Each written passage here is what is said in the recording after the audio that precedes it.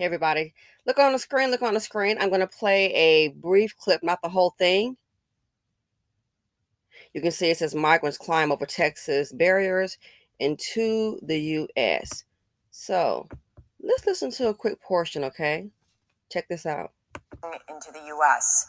Groups like these are processed and released to travel all over the country.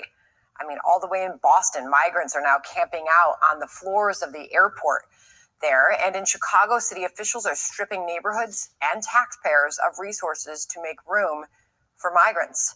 Let's bring in now Andre Smith. He's a minister and the CEO of Chicago Against Violence. He's also a Democrat and fighting his city and fighting for his city, we should say. Andre, welcome to you and thanks for joining us. All right, thank you so much for allowing your viewers to tune into Chicago, into this crisis that we're facing. Well, we are deeply vested in covering this. Our audience is as well. And when we see, like in New Hampshire last night, the presidential GOP primary, immigration top of the list, concerns for voters in New Hampshire, you realize how this is spread all over the country. Now, you were willing to get arrested for a situation right there in your neighborhood. What happened? They were busing migrants into your neighborhood and dropping them off at a school that was abandoned because you didn't even have enough resources to keep it open for the kids in your town. Tell us about it. Well, in the community that I was born in, which is called Woodlawn, in the city of Chicago, I did get arrested. I heard that they were bringing the migrants in on a bus, CTA bus, that was paid by the taxpayers' money. And on the top of the bus, it said, "My kind of town."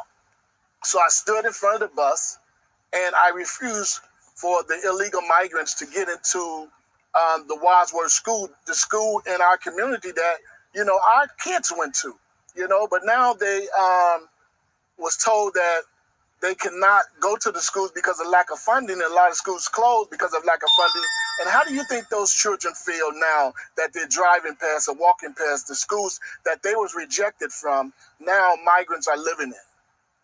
Well, how should people feel about that? I mean, you're saying basically that the policies that are being enacted, they're working completely against your communities. The Black communities in Chicago are taking the biggest hit. Well, you have to look at it like this. We're a nation of laws. And if we're a nation of laws, every person that enter into our state or into our nation, our county, our country, our city, they have to follow the law. You can't break the law, come in because someone decides to wake up and call a state, a county, or a city sanctuary. Sanctuary city, sanctuary state. There's a law that has to be passed. And there's a time when you have to wake up. This is part A. Going to stop here. Stick around for part B, the commentary.